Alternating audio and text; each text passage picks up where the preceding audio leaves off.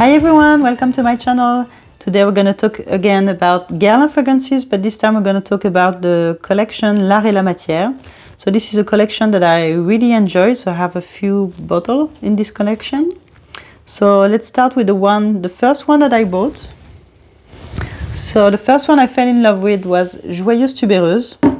So this fragrance is really special to me in the sense that this is, I believe, one of the fragrances that maybe made me fall into the rabbit hole, maybe of fragrances. Before that, I was a great fan of Chanel fragrances, but I still love them, and Hermès.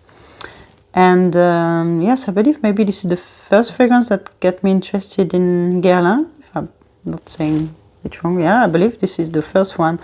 And this is also the first fragrance from a private collection that I really wanted. So I went to the counter in Belgium and I tried most of the fragrances, and I really enjoyed this collection, and this one was really special to me and I really enjoyed it. So yes, it was created in 2017, I believe. And yes, it was created by Delphine Jelk and Thierry Vasseur. Yes, let me spray it. Yeah, so I really love green florals. Yes, the name of this fragrance is Joyous Tuberose. It's tuberose, happy tuberose, maybe. But don't be afraid if you don't like tuberose. This is not the one fleshy carnal one, I would say, like a carnal flower or fraca. This is maybe one that you can start with or try if you want to try tuberose, or you're not fond of this note and maybe you want, I don't know, to try to get into tuberose. The tuberose here is not I wouldn't say the main note, but it's mixed with other white florals. It has also some lilies, I believe, and jasmine. And it is really green then. It has lots of greenness in the opening. Yeah, you need to enjoy green fragrances, I believe, to enjoy that one. For me, it's perfect for spring. It's a really good fragrance for spring. And what I really enjoy, and what's, yes, really often, let's say, the case in Guerlain fragrances, in the evolution, you have this beautiful signature vanilla from Guerlain. And yes, this is beautiful green, white floral with the beautiful vanilla in the background. And in that sense, it reminds me a lot of Dior Addict. So I already said it, but yes, this fragrance really shared some vibe with Dior Addict, in the sense that this is also a green floral with the vanilla behind.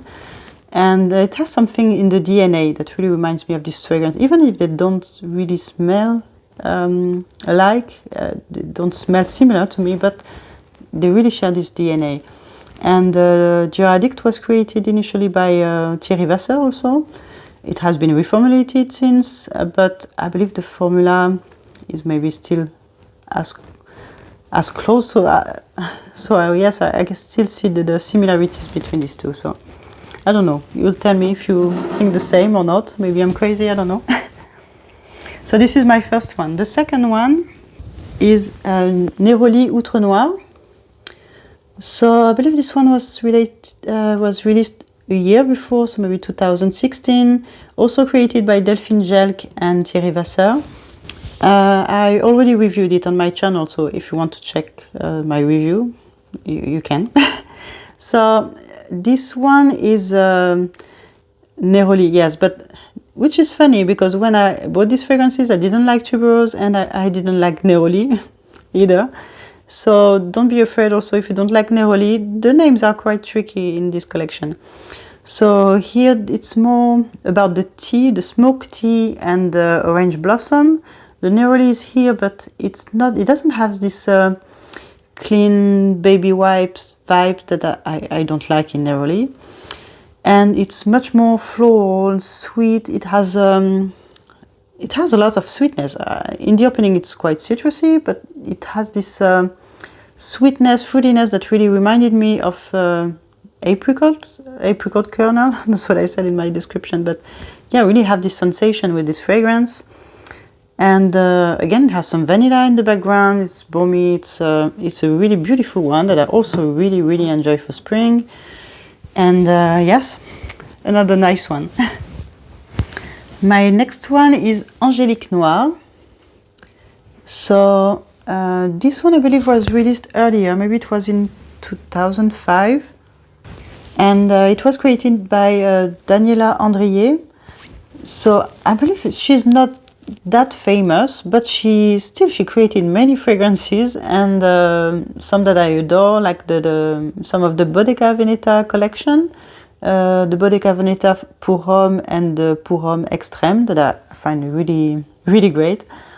And I believe she's created many fragrances also for Prada, maybe all the fragrances for Prada, like all this infusion collection, you know, and even the private collection, I believe.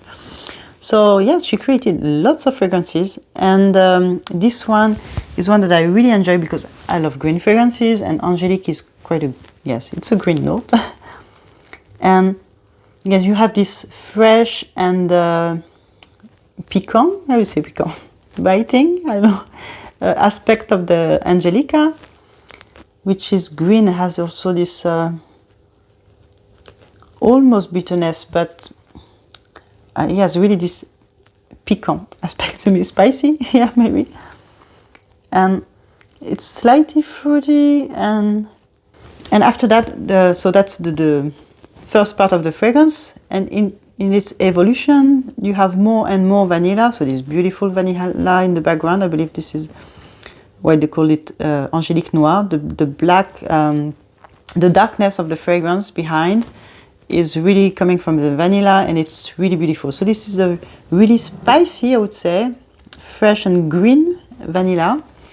The first time I smelled Annie, Nishane Annie, it really reminded me of this fragrance, but Annie was too much for me, like too much spices. Like you open the cupboard in the kitchen and you smell the spices from the kitchen. So to me it was really too much. But if, like me, Annie is too much for you, I believe you may really enjoy Angélique Noire.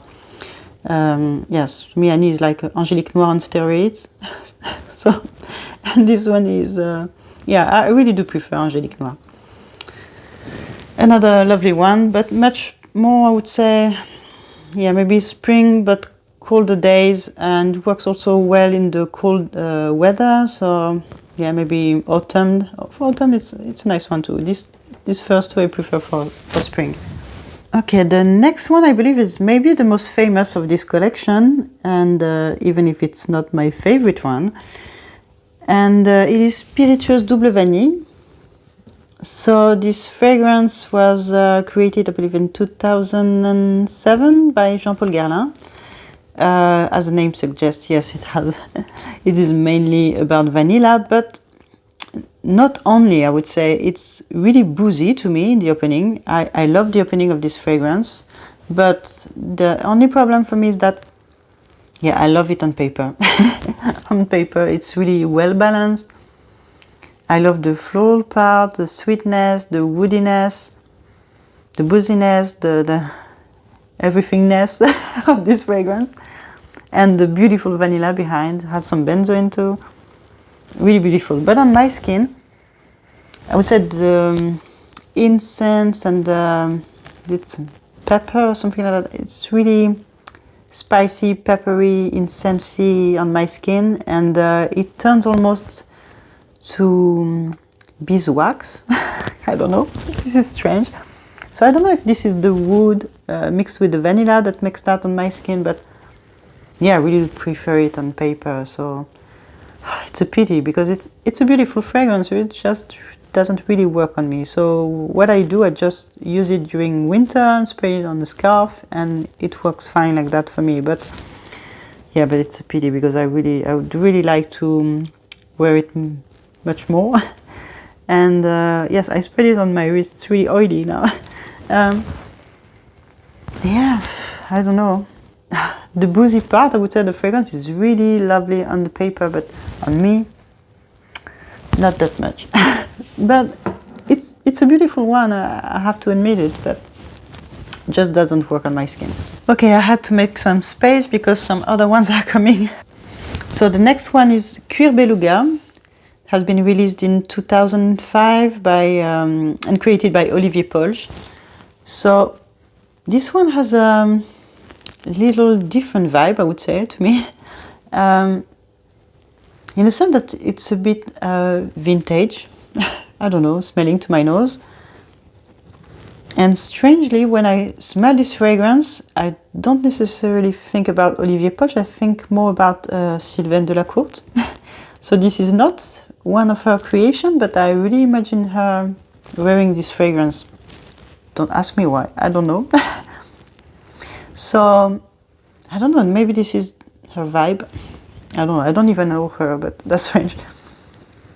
So it has some citrus in the opening, and the leather here is not really a leather. It smells more like a thread, and yeah, I believe it has some immortal, but you can't really detect it. But you know, this note, I really enjoy the note of immortal because this is something that can have some leathery vibe or tobacco vibe, and these are notes that I really enjoy. But here it's really soft. It's with the vanilla, and it's almost almondy. It might have some heliotrope, I believe. It's a bit powdery. I believe it has some musk also. I don't know. But this is a really nice one. Just that, again, on paper, I love it. On my skin, it turns a little bit more powdery, and I prefer it also on paper. So, but see, I love wearing it. It's a nice one, but I need to be in the mood. This is maybe one that I wear less with the Spiritual Double Vanille, but I still really enjoy it when I'm in the mood for it, and mainly I wear it for, yeah, autumn, fall. Yeah, a good period to wear that one. Okay, my next one is Embruns. So this is a recent release. It was released in 2019 and created by Thierry Vasser. So this fragrance, as the name suggests, is based on ylang ylang, and to me it is a beautiful tribute to this flower that I believe they have maybe plantation, something in the Comores, and I know Thierry Vasser like to go there and to meet the people who are, let's say, harvesting. Sorry, I don't know the name in English. So, which are harvesting maybe this flower. Yes, this is a salty floral, so it's a salty ylang ylang, and I believe the inspiration behind this fragrance was like watching the sea after a storm, and you have lots of ylang ylang flowers floating on the surface of the water. And this is exactly the yeah, this is a good interpretation, because this is exactly the feeling that I have when I'm smelling this fragrance.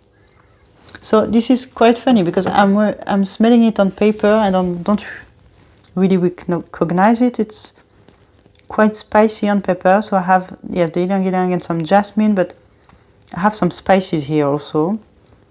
It's quite salty, but on my skin, it's so much better. It's blooming on my skin. So this one is definitely a better one on my skin.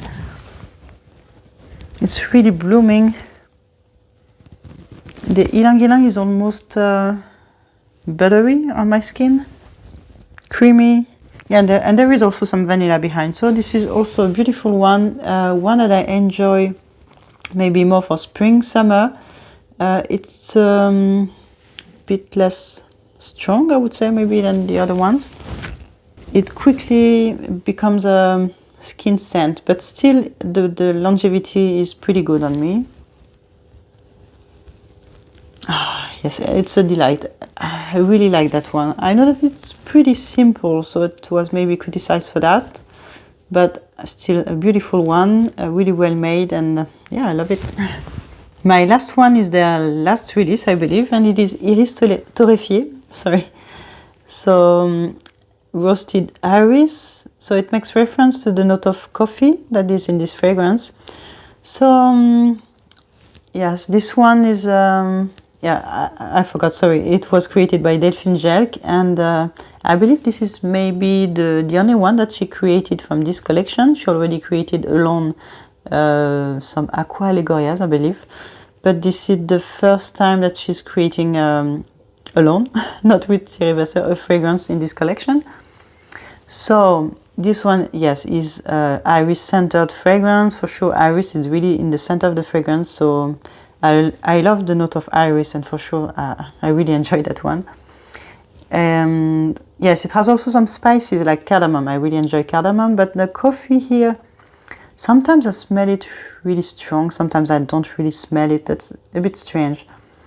On me, it's quite fainted. Like it's not like a fresh coffee. You've just made yourself a coffee, but it's more like after you drink your coffee, you know that there's still this scent of coffee that remains, but it's really fainted scent of coffee. But yeah, it's more, as I said, about the iris. It reminds me somehow a bit of this I don't know, it gives me some vibes of Dior. So if you enjoy Dior, maybe you would enjoy that one. And it has also sometimes a note of tea that I can detect. Sometimes that I can detect it more, sometimes less. So this fragrance is quite changing on me, and it's quite changing with time. It depends maybe of the weather on my skin, but still I really enjoy the different facets of it. And even if it doesn't appear that complex, I would say, but it still is quite changing on me depending on the time, the weather, my skin, my hormones, I don't know. And it's a beautiful one, quite easy to wear. It's an easy one, like I can pull the trigger. If I don't know what to wear, I know that I can wear Iris Torréfié. Okay, I hope that you heard the end of my description of Iris Torréfié, because my battery let me down just at the end of the video. Good timing. So yes, talking about this collection, there are a few that I don't have and I maybe would like to have. Yeah, I really enjoy this collection. So Bois d'Arménie is one that I really enjoy. I like this vanilla benzoin, slightly incensive thing. It's a one that I like, so I say, okay, maybe I will pull the trigger one day, hopefully before it's discontinued. And Tonkai Impérial is another one that I would need to put my nose on again, because my taste evolves, so I believe maybe I would enjoy that one. I don't know. This is one that I didn't fall in love with at first sniff, but I believe I would maybe enjoy now if I'm sniffing it again, so I don't know. And yes, that's the two that I really would like to have. Cruel Gardenia was a nice one, but still I don't know, I didn't feel the need to have it. And Rose Barbare is one that I found really beautiful. Let's say dark woody rose with the thorns, and yes, to me it was quite masculine. This is strange because people don't think so usually, but to me it was a masculine rose. So I'm not surprised it was created by Francis Kurkdjian, that he also released L'Homme à la Rose lately. That is, yes, I'd say quite different. It's a woody rose also, but it has this citrus in the opening. But yes, this is really him, so I'm not surprised. And yes, that's it. So tell me, what are your favorite fragrances from this collection? And yeah, I hope to see you soon in my next video. Bye!